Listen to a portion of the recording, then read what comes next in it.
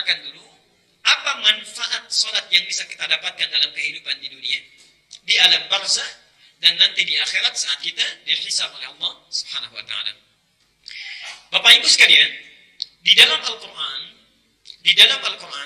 setidaknya Allah menyampaikan langsung bahwa ada 5 hal. Sekali lagi, ada 5 hal yang akan diberikan oleh Allah pada orang yang sholat. Sekali lagi, ada 5 hal yang akan diberikan oleh Allah pada orang yang sholat, yang sholatnya ditunaikan sesuai dengan tuntunan Al-Quran dan Sunnah, yang sholatnya ditunaikan sesuai dengan ketentuan Al-Quran dan Sunnah. Yang 5 hal ini tidak akan mungkin diberikan pada orang yang tidak sholat. Sekali lagi, 5 hal ini tidak mungkin diberikan pada orang yang tidak sholat, atau orang yang sholat tapi sholatnya tidak sesuai dengan tuntunan Al-Quran dan Sunnah. Hati-hati ya. Jadi 5 hal ini tidak akan diberikan pada orang yang tidak sholat, atau orang yang sholat tapi sholatnya tidak sesuai dengan ketentuan Al-Quran dan Sunnah. Baik. Sekarang mari kita lihat apa saja yang 5 ini. Nomor 1 kata Al-Quran, dalilnya buka surah Al-Ankabut surat 29 ayat 45. Allah berjanji dalam ayat ini, di surat ini, surah 29 Al-Ankabut ayat 45. Perhatikan janji Allah di sini. Allah berjanji siapapun yang sholat dengan benar itu akan dijadikan sebagai orang yang berkepribadian baik. Singkatnya, orang sholat pasti baik. Inna sholata tanha 'anil fahsya'i wal munkar. Sungguh sholat yang dilakukan dengan benar itu. Lihat kalimat Qur'annya ya. Saya tuliskan di sini kalimat Qur'annya. Jadi Bapak Ibu sekalian, di dalam bahasa Arab itu ada yang menggunakan alif lam, ada yang tidak menggunakan alif lam. Kalau dalam ilmu bahasa Arab disebut dengan nakirah dan ma'rifah. Ya. Salat gini. Oke. Ada yang pakai alif lam, as-salat. Perhatikan di sini. Kalau kalimatnya tidak menggunakan alif lam, ini disebut dalam ilmu bahasa Arab dengan kalimat nakirah. Maknanya umum, bebas, umum. Okay. Jadi kalau Allah menyebutkan tidak pakai alif lam, inna sholat, artinya sholat bagaimana saja. Mau sesuai Nabi, mau tidak sesuai Nabi, mau khusyuk, mau tidak, mau paham, mau tidak. Nah, itu maksudnya. Tapi kalau digunakan alif lam, itu bukan sholat yang biasa. Sholat yang khusus. Ma'rifah. Kalau dalam bahasa Inggris itu seperti artikel the dalam bahasa Inggrisnya. The. Car, mobil. The car, mobil itu. Tidak yang lain. As-sholat bukan sholat biasa. Sholat seperti yang dituntunkan oleh Al-Quran, dipraktekkan oleh Nabi SAW. Jadi orang yang sholatnya benar, ini ada alif lam di sini. Hati-hati, karena itu belajar ilmu Quran itu penting Bapak Ibu ya. Kalau kita cuma baca terjemahan, ini tidak didapatkan. Bukan sholat biasa. Sholat yang benar, dipelajari ilmunya dengan baik, itu pasti akan menjadikan satu orang ini pasti jadi orang baik. Sumber kejelekan yang menjadikan seseorang menjadi buruk perilakunya itu cuma 2. Tidak ada yang lain. Yang satu disebut dengan fahsya. Yang kedua disebut dengan munkar. Tidak ada yang lain kecuali 2 ini. Fahsya adalah keburukan yang ditolak oleh nurani, ya, ditolak oleh nurani kita. Bentuknya bisa banyak, umumnya kepada sesuatu yang kotor. Gosip itu fahsya, gibah itu fahsya, pornografi itu fahsya, porno aksi itu fahsya, ya. Membicarakan hal-hal yang buruk itu fahsya. Maaf, selama ini ribuan kali kita sholat, berapa kali seringnya dengar gosip?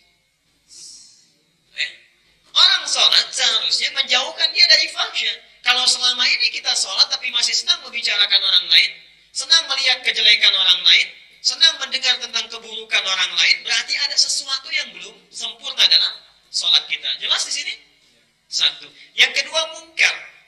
Mungkar itu sesuatu yang diingkari oleh hati kita.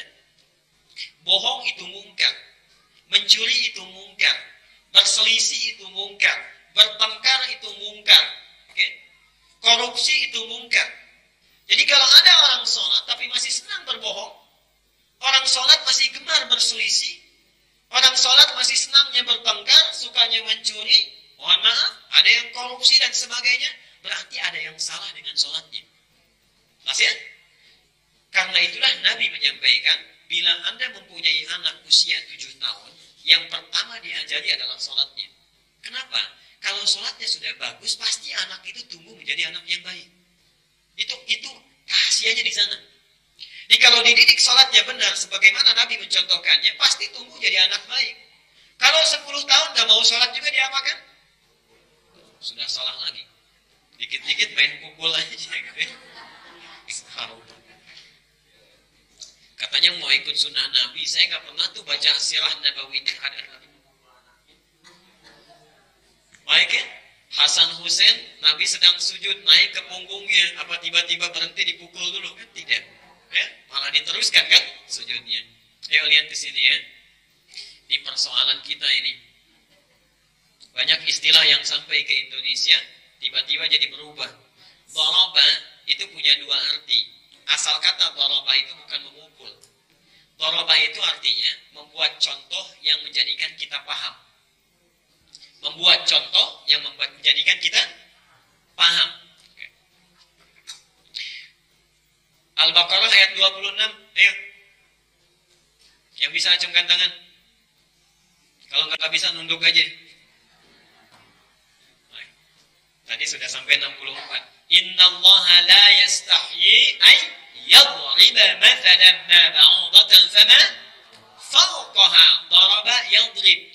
Allah tidak pernah malu untuk membuat perumpamaan yang menjadikan kita paham, mengerti. Memberikan contoh yang membuat kita mengerti, walaupun itu harus ditunjukkan dengan nyamuk. Jadi doroba itu tidak harus memukul. Asalnya memberikan pengertian contoh sehingga kita bisa paham. Jelas ya? Baik. Nah, dalam hadis itu disebutkan, bila anak 10 tahun tidak mau sholat, berikan dia contoh pelajaran yang membuat dia mengerti. Dan memberikan pelajaran tidak harus memukul. Tidak harus memukul, kurangi uang jajannya, simpan makanan kesukaannya, di training di kamar mandi 5 menit, bisa. Tidak harus dengan memukul, sehingga dia mengerti kenapa saya tidak boleh menunaikan sholat tidak sesuai dengan contoh atau meninggalkan sholat sama sekali. Jelas sampai di sini? Baik. Kalau tabiat orang Arab, memang di Arab itu sampai sekarang kebiasaannya, kalau ingin memberi contoh itu ringan tangannya ringan. Karena mereka hidup di medan yang berat, pindah-pindah, ada Sahara dan sebagainya. Jadi kalau anak rewel sedikit saja, tidak tanya-tanya, tak gitu ya. Nah, ikut lagi dan sebagainya. Jelas sampai sini? Baik. Ke-1. Jadi poin yang terpenting, kenapa diajarkan sejak dini sholat? Karena orang sholat itu pasti jadi orang baik. 1. Yang kedua, pindah ayatnya. Quran surat 70 ayat 19 sampai dengan 23. Al-Ma'arij. Quran surat 70 ayat 19 sampai 23. Allah menyampaikan kesan di ayat ini, orang kalau sholatnya benar, itu pasti akan terbebas dari kegelisahan hidup yang dirasakan. Bahasa anak mudanya sekarang, tidak akan galau. Jadi kalau orang sholatnya benar, pasti tenang, tidak gelisah. Tenang, sulit gelisah. Lihat ayatnya. Innal insana khuliqa halu'a. Sungguh manusia tercipta dengan pembawaan yang seringkali gelisah, tak tenang. Apa cirinya? Idza massahu syarru jazu'a. Kalau ditimpa kesulitan segera curhat, berkeluh kesah, cerita sana sini, dekat rajin ibadahnya. Orang kan uniknya sekarang kepanasan aja udah bikin status, gerah katanya itu. Udah keluar. Dan uniknya nanti wa idza massahul khairu manu'a. Kalau diberikan kebaikan, pelit dia. Ini sindiran dari Allah. Ada tipikal orang yang kalau sedang susah itu rajin curhatnya sama Allah. Tahajudnya naik, yang gak biasa tahajud tiba-tiba tahajud. Yang gak biasa saum sunnah tiba-tiba siam sunnah. Tiba-tiba tilawah Quran. Lagi sulit. Tapi kalau sudah diberikan kesulitannya, selesai dia, tinggal datang kebaikan-kebaikannya, pelit. Apa ditinggalkan ibadahnya? Tahajudnya sudah gak ada lagi. Baca Qurannya jarang lagi. Kan? Zakat yang 10.000, zakat mal itu tertinggal selama sebulan, zakat mall 10 juta habis dalam 1 jam. Lupa.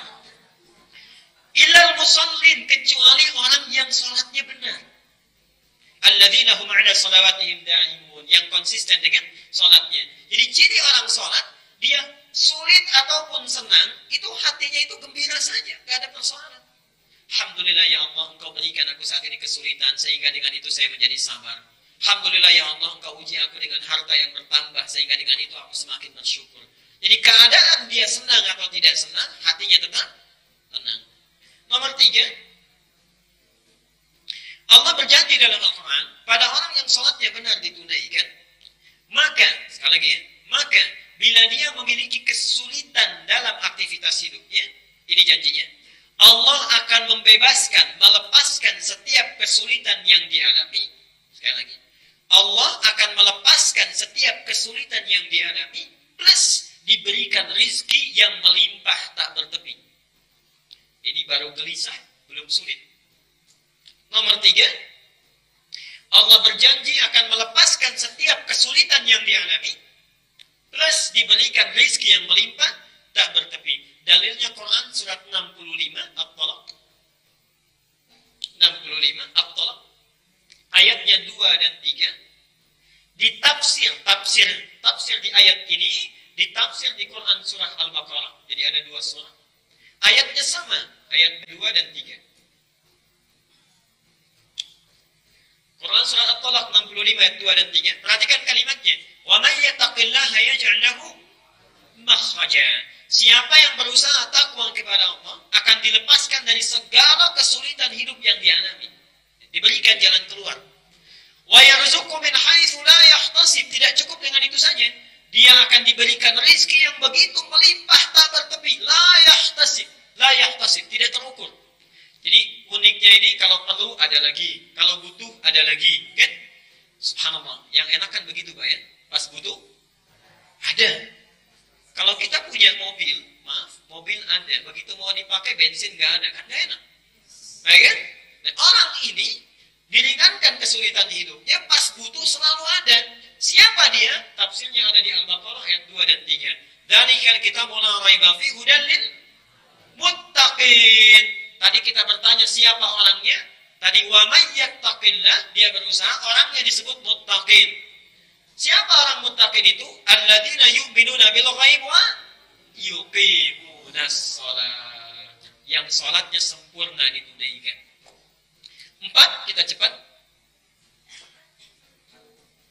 Baik, 4. Orang yang salatnya benar, ditunaikan sesuai tuntunan Al-Quran dan Sunnah, ada janji diisyaratkan dalam Al-Quran. Nanti kita akan bahas ya. Allah berjanji dalam Al-Quran, bila dia meminta dalam salat, maka doanya akan segera terkabul. Bila dia meminta dalam salat, nanti kita akan bahas ada 4 keadaan dibolehkan kita meminta, dan hadisnya qudsi, bahkan langsung turun ayat Qurannya. Bila dia meminta dalam salat, maka akan langsung segera dikabulkan permohonannya. Dalil contohnya itu ada di Quran surat 3. Surat apa? Ali Imran, bukan Al Imran tapi Ali Imran. Quran surat 3 ayat 38 dan 39. Surat 3 ayat 38 sampai 39. Saya mau tanya sebentar. Suami istri menikah, sudah puluhan tahun belum punya keturunan. Suaminya sudah sepuh, sudah meruban, fisiknya sudah lama. Mohon maaf, ibunya, istrinya itu sudah divonis monofos dan mandul. Saya tanya secara medis dan klinis, mungkin tidak punya keturunan? Tidak mungkin. Perhatikan apa yang dilakukan suaminya. Bangun beliau, masuk ke mihrabnya, kemudian menunaikan sholat. Saat berdirinya, belum selesai sholatnya, saat berdirinya memohon kepada Allah untuk diberikan karunia keturunan. Perhatikan kalimat Qur'annya. Hunalika da'a Zakaria rabbah. Di mihrabnya Zakaria, Nabi Zakaria bermohon kepada Allah. Qala rabbi habli min ladunka dzurriyyatan thayyibah. Duhai Allah, saya sudah berikhtiar kemana-mana tidak dapat keturunan. Sekarang saya memohon darimu saja. Innaka sami'ud du'a, sungguh engkau yang mengabulkan dan mendengar setiap doa. Perhatikan bagaimana Allah menjawabnya. Itu dipanjatkan dalam sholat, padahal sebelumnya ikhtiar. Jadi lihat Maryam ada di mihrabnya, diberikan rezeki tak terbatas oleh Allah di ayat 37-nya. Zakaria meniru, membuat mihrab di rumahnya, lalu sholat. Perhatikan, saat sholatnya masih berdiri dalam sholatnya, ayat 39-nya. Fanadatul malaikatu wa huwa qa'imun yusalli fil mihrab anna Allah yubashshiruka bi Yahya. Tiba-tiba turun malaikat, itu baru berdoa, belum selesai sholatnya. Selesai doanya, turun malaikat. Karena itu kalimat Qur'annya menggunakan fa. Beda antara fa dengan wa, itu lain. Ada fa, ada wa, itu lain. Ada satu lagi thumma. Ada thumma. Saya katakan misalnya begini ya, contoh. Zahaba Ali wa Ahmad ila masjid. Ali dan Ahmad pergi ke masjid. Kalau menggunakan kalimat waw, itu bisa berarti Ali dulu, kemudian Ahmad di belakangnya. Jelas ya? Ali dulu, baru Ahmad di belakangnya. Ada jeda waktu atau kemungkinan bersamaan. Kalau pakai thumma, itu artinya ada jarak. Zahaba Ali ila al-jami', thumma Ahmad. Ali pergi ke masjid, kemudian Ahmad. Maksud thumma ini artinya nyusul dari belakang, ada jarak. Mungkin Ali pergi duluan, setelah 1 jam Ahmad nyusul. Tapi kalau kalimat yang menggunakan fa, itu artinya tidak ada jeda. Zahaba Ali fa Ahmad. Ali pergi, fa Ahmad, lantas Ahmad. Jadi begitu Ali pergi, Ahmad langsung pergi. Kalimat Quran di sini tidak menggunakan wa, tidak menggunakan thumma, digunakan fa. Begitu Zakaria meminta, langsung malaikat turun. Fanadatul malaikatu wa huwa qa'imun yusalli fil mihrab. Selesai dia berdoa, tiba-tiba malaikat langsung turun di khair, menyampaikan kepadanya, dia menyeru, "Anallahu yubashshiruka bi Yahya." Subhanallah, Allah memberikan engkau berita gembira, engkau akan punya anak. Bukan sekedar anak, langsung namanya dari Allah, Yahya. Seperti Yahya, hidup yang mustahil menurut manusia, lahir dari rahim perempuan yang menopos dan mandul bayi yang hidup, kata Allah engkau hidup. Kapan itu terjadi? Wa huwa qa'imun yusalli fil mihrab. Beliau itu masih berdiri dalam sholatnya belum selesai. Dan nanti kejadian ini itu akan diabadikan, diberikan rahmatnya kepada umat Muhammad. Nanti kita akan bahas rahasia Al-Fatihah di antaranya. Saat kita sedang membaca iyyaka na'budu wa iyyaka nasta'in, itu Allah sedang menunggu di hadis qudsinya, wali abdi ma sa'ala. Hambaku, kamu butuh apa? Aku kabulkan sekarang. Nanti kita akan lihat. Dan sholat itu bukan hanya zaman Nabi Muhammad saja. Zaman Nabi sebelumnya sudah ada. Musa sudah ada sholat. Isa sudah ada sholat. Zakaria sudah ada sholat. Ya? Cuma syariatnya, cara sholatnya berbeda. Dulu belum ada sujudnya, kita ada sujudnya. Ya. Dulu cuma sampai rokok berdiri kemudian selesai. Kita ada sujudnya. Nanti kita bahas lain waktu. Jelas sampai sini? Jadi sholat yang dimohonkan, doa yang dimohonkan dalam sholat, nanti ada 4 rahasia, 4 tempat berdoa dalam sholat. Bila kita benar gunakan itu, Allah segera mengabulkan doa kita bila benar cara menunaikannya. Terakhir yang kelima. Allah berjanji di dalam Al-Quran, orang yang sholatnya benar ditunaikan sesuai dengan tuntunan Al-Quran dan Sunnah Nabi SAW, maka dijanjikan oleh Allah bila dia, sekali lagi lihat ya, bila dia masih beraktivitas dalam pekerjaan, akan disukseskan pekerjaannya, dibahagiakan hidupnya. Sukses dan bahagia. Sukses dan bahagia. Dalilnya langsung surat ke-23. Surat apa? Al-Mu'minun. Quran surat 23 Al-Mu'minun ayat 1 dan 2. Qad aflahal mu'minun. Qad aflahal mu'minun. Sungguh jangan ragu, orang mukmin itu pasti sukses dan bahagia. Jadi di Quran itu ada kata fauz. Kalau fauz sukses saja, terulang 29 kali dalam Al-Quran. Yang kedua ada falah. Kalau falah dalam bahasa Inggris ini bukan happy tapi sukses. Okay. Falah. Qad aflahal mu'minun. Sungguh jangan ragu. Orang mukmin itu kata Allah, kalau dia benar-benar beriman, pasti sukses dan bahagia. Jadi seharusnya setiap mukmin itu dia sukses dan bahagia. Awas ya. kata ini memberikan kesan bahwa dalam hidup ada orang yang cuma sukses saja tapi tidak bahagia. Saya saat tinggal di salah satu tempat, tidak perlu saya sebutkan, itu subhanallah banyak orang yang penghasilannya besar, ya, ada ratusan juta, ada miliaran dan sebagainya, tapi hidupnya nggak bahagia, tersiksa dengan pekerjaannya, tiap detik hampir selalu dengan pekerjaan, keluarga tidak terperhatikan, anak-anak terabaikan dan sebagainya. Dia sukses tapi tidak bahagia, kaya tapi gelisah. Sebaliknya, ada orang-orang yang tinggal di pelosok desa. Oke. Subhanallah, saya kunjungi beberapa tempat di Indonesia. Itu ada Bapak Ibu sekalian, satu daerah yang penghasilannya itu cuma 5.000 sebulan. 5.000 sebulan. Bayangkan. Tapi uniknya, 5.000 ini mereka masih bisa iuran untuk bangun masjid. Sekarang jadi musola. Maaf, dulunya musola, sekarang jadi masjid. 5.000 ini masih bisa iuran untuk bangun musola, sekarang jadi masjid. 5.000 sebulan. Dan hidupnya luar biasa. Kalau mereka ingin bandeng, ada bandeng. Ingin mangga, musim mangga, ada mangga. Jadi ada aja dan tidak pernah mengeluh, jarang mengeluh. Jadi barangkali hidupnya bahagia, menurut orang tidak terlalu sukses. Bahagia tapi miskin misal. Saya berikan satu pertanyaannya, pilih, nggak ada yang ketiga. Ingin kaya tapi gelisah atau miskin tapi tenang? Nggak ada yang ketiga.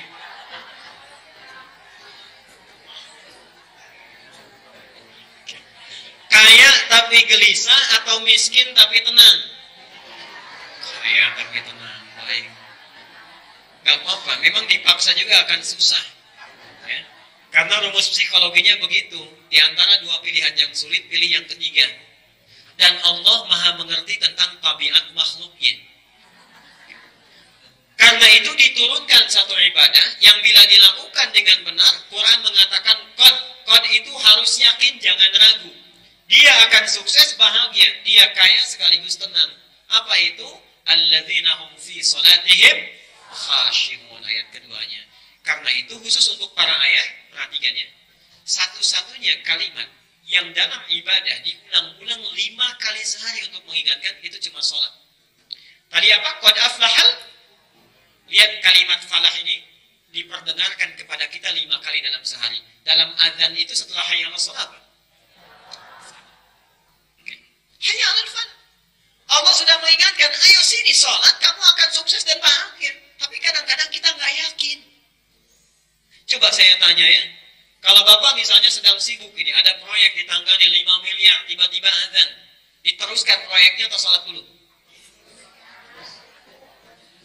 Atau Ibu nggak usah jauh-jauh, Ibu sedang ada informasi di Grand Mall, diskon 95%, dipanggil sholat, diteruskan ke sana atau sholat dulu? Nggak yakin saya. Kita nggak yakin. Padahal Allah mengatakan harus yakin. Qad aflahal mu'minun. Hayya 'alas shalah, hayya 'alal falah. Karena itu dinamakan dengan azan. Apa artinya azan? Tuh, sudah keliru lagi.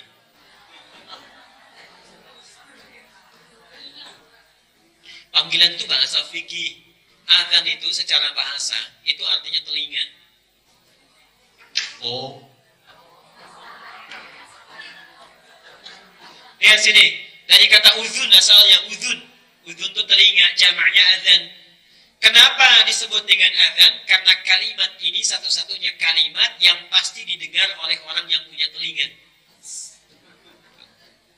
Perhatikan, kalau Mesir azan, selesai azan, itu Libya azan. Libya selesai azan, Tunisia azan. Tunisia selesai azan, Aljazair azan. Maroko azan, Italia azan, Prancis azan, Spanyol azan. Ternyata lafaz azan itu 24 jam tidak pernah berhenti di muka bumi ini. 24 jam. 24 jam. Subhanallah, Bapak Ibu pernah coba googling ya. Ada seorang reporter yang menangis itu ketika melihat azan, mendengar azan. Di seluruh pelosok itu azan semuanya, tidak ada yang tidak. Jadi bahkan ada di Australia itu. Di Australia pernah ada seorang masuk Islam hanya karena dengar azan subuh. Ini mohon maaf ya, kadang-kadang hidayah Allah, Ibu, itu bisa tiba tanpa kita duga. Mahal hidayah itu. Pernah dengar kisah sebentar? ada seorang pemuda di San Francisco di Amerika. Beliau tinggal di flat dengan seorang muslim. Jadi 2 orang mahasiswa tinggal di sana. Satu muslim, yang satu Kristen. Yang muslim ini kebetulan sedang keluar belanja. Dia membuka channel Masjidil Haram di Mekah. Biasanya channel pertama itu kan di sana ya, sholat di Mekah itu. Saat ditinggal, yang non-muslim ini duduk di depan TV-nya, dia lihat. Saat duduk itulah dia kembali si orang Islam tadi. Lalu Islam bertanya, sederhana saja. Kata beliau, menurut kamu, ada berapa orang yang ada di situ, di Masjidil Haram saat itu? Kata anak muda yang non-muslim ini, dia katakan, ini kurang lebih 500 ribu lah. Apa jawabnya? Tidak. Kapasitasnya mampu menampung 3,5 juta orang. 3,5 juta orang. Lalu disampaikan pertanyaan kedua, perhatikan ya kalimatnya. Menurut kamu, berapa lama yang dibutuhkan untuk mengatur 3,5 juta orang supaya mereka bisa rapih dalam saat yang bersamaan? Perhatikan apa jawabnya. Kata orang ini, saya kira butuh beberapa hari. Lihat kalimat si anak muda ini. Saya akan tunjukkan padamu, kurang dari 1 menit, 3,5 juta orang semuanya akan rapi. Kurang dari 1 menit. Perhatikan katanya, selesai itu kan ada iqamah ya, Allahu Akbar, semua diam. Imamnya kebetulan waktu itu Syekh Sudais, Abdul Rahman Sudais, berbalik, staqimu. Semua yang tadinya beraktivitas tiba-tiba diam. Lalu kawan ini mengatakan pada temannya, tidak sampai 2 detik sudah diam. Lalu ketika bertakbir, Allahu Akbar, semua takbir itu. Tidak sampai 1 menit semua sudah takbir. Saya katakan padamu tadi, kurang dari 1 menit semua akan rapi. Apa jawab teman yang tadi? Tunjukkan bagaimana caranya saya masuk Islam. Karena ini pasti bukan agama rekayasa manusia. Tunjukkan bagaimana caranya saya masuk Islam. Itu sedang nonton sholat Isya. Bayangkan, orang yang belum masuk Islam, nonton sholat Isya saja bisa masuk Islam. Antum yang sudah masuk Islam dipanggil sholat Isya. Baik ya? Karena itu hayal falah jarang kita dapatkan. Jarang kita dapatkan. Nah, sekarang dari sini, ya sekarang kita muhasabah dulu. Kita lihat diri kita dulu. Kita lihat diri kita. Berapa usia kita? Berapa banyak sholat yang telah kita tunaikan hingga detik tadi, di duha tadi? Taruhlah misalnya ribuan sholat telah kita lakukan. Sekarang kita lihat, apakah sholat yang sudah dilakukan sudah dapat melahirkan 5 hal yang dijanjikan oleh Allah tadi? Apakah sholat kita sudah menjadikan kita orang baik? Atau jangan-jangan baru keluar dari masjid sudah membicarakan orang lain? Minimal keluar dari sini ustadznya yang dibicarakan. Kan? Baik. Yang kedua, apakah sholat kita sudah menjadikan kehidupan kita lebih tenang? Atau jangan-jangan sholat tapi gelisah? Apakah kehidupan sholat kita sudah menjadikan manfaat dalam kehidupan kita, pekerjaan kita berhasil, nyaman hidup kita? Atau jangan-jangan sukses di pekerjaan tapi antum tidak bahagia di keluarga? Dan yang terakhir, apakah sholat kita sudah membantu kita untuk mempercepat doa yang dikabulkan oleh Allah? Atau sampai saat ini, mohon maaf, doa kita seringkali tertunda. Kalau ada di antara kita, sholat belum mendapatkan 5 hal ini yang disebut oleh Quran minimal. Atau bahkan sholat sudah ribuan kali, tapi 1 pun belum didapatkan. Berarti ada yang keliru dan belum sempurna dalam penunaian sholat kita selama ini.